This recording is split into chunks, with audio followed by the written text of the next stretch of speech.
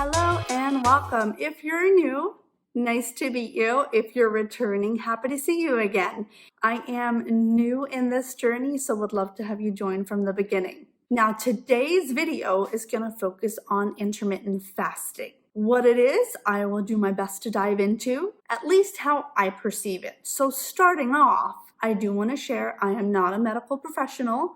Please go ahead and do your own research on the topic to figure out what's going to work best for you and consult the physician to make sure they're okay with it. I will be going over what I do for intermittent fasting, some of the challenges I first ran into, and how it's working for me today. Now, intermittent fasting means that you don't eat for a specific time frame, and generally it's an extended time frame than what you typically would. So when I first started my keto journey a couple of months ago, I did decide to start intermittent fasting about a week into my journey. I personally have always had an issue with feeling like I don't have willpower and that food controls me, and by restricting the time frames I could eat, I'm able to take more control. Now for me, I have about a 16-hour window where I don't eat. It starts at 8 to 9 p.m.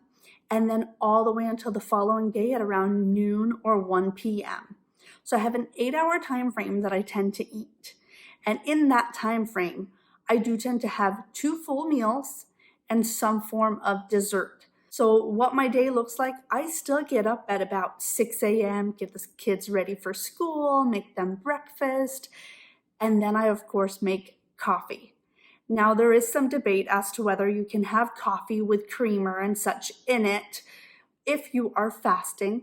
However, in my opinion, which is what we're going off now, it's still considered part of my fasting process. So I do make a cup of coffee. I add about 2 to 3 tablespoons of heavy cream. And lately I've been adding some pumpkin spice just to give it that extra fall-y feel. But really, that's all I have. And then of course, to be able to maintain this, I have a ton of water. Now, I've not been as good about my water as I should be, so I actually drink a lot of sparkling waters. To me, it makes me feel like I'm having a nice, refreshing treat when really I'm just getting my water intake. So if that's something you enjoy too, I still drink sparkling waters, no problem, and absolutely love it. And that's really how I get the majority of my water intake in. I will also say I do listen to my body.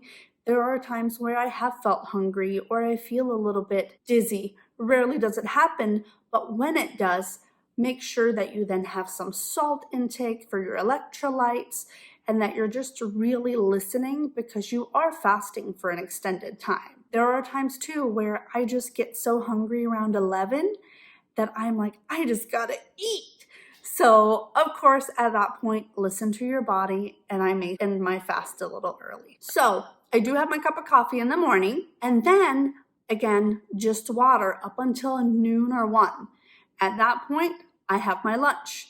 That may consist of ham and cheese on top of some rye bread with strawberries, pistachios, just really trying to make sure that my macro intake is what I want it to be, which really I try to aim at about 70% fat, 25 or so percent protein, and then 5% carbs. And then for dinner, I tend to have whatever the family's having.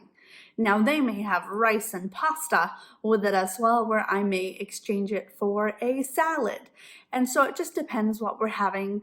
It could be a creamy curry chicken, it could be spaghetti and meatballs, it could be burgers. So just adjusting it again so that my macros fit. Well, those are the 2 meals that I've had so far throughout the day. And then once we put the kids to bed, I like to have myself a treat.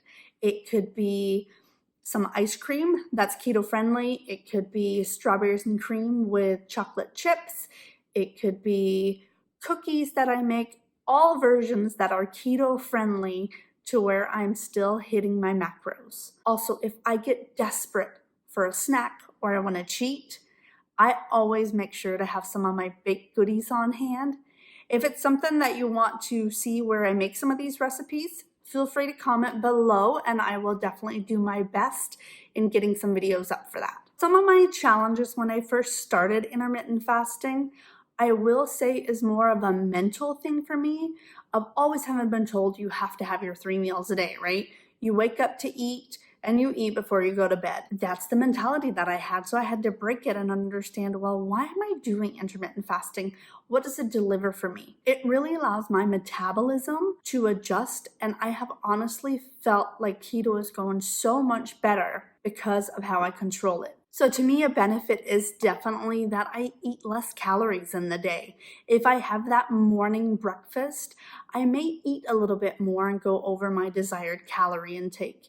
Now, I do lazy keto. I don't tend to track my calories, but I do use Carb Manager to, again, make sure my carb, protein, and fat intake is what I want it to be within my macros. And so from that, I do see I eat between 1,300 to 1,700 calories, depending on the day. Now, some of the struggles that I first ran into was not too many. I was at a point where I have been more determined and dedicated this time around. It is not a diet. It is not temporary.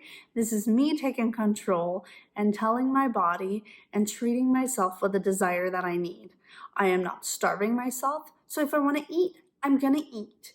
But I am thinking about what things I'm putting in my body to fully take care of myself. Initially, the first couple of days, I was a little bit hungry in the morning.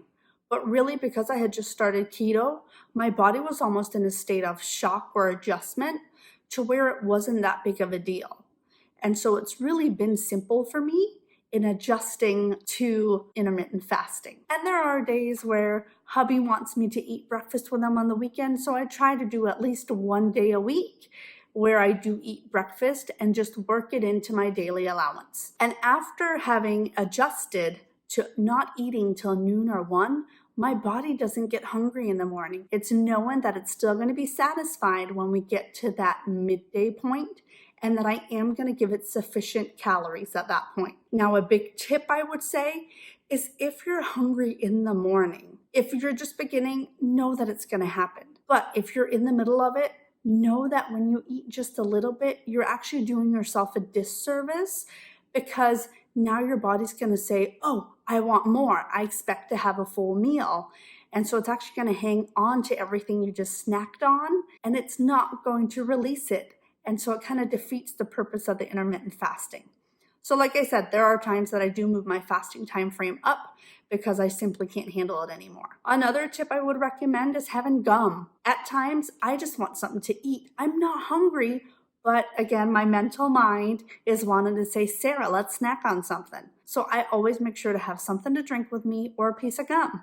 It keeps me from giving into those desires and eating something that I'm not supposed to. Now, partnering intermittent fasting along with the keto that I've been doing, I think has been a huge success for me, and honestly something that I'm going to continue for quite some time. I think until I'm either going into a plateau or I need to maintain, I do plan to do both of these, because it just really makes me feel like food is not controlling me, but that I am controlling what my desires and my intake should be. And I still am able to eat the things that I want within that window. And so it really helps me out and doesn't limit me the way that you might expect. I hope this was helpful. If you have any questions, please leave them in the comments below and I will absolutely answer those. I hope you guys have an awesome day. Thanks for checking in.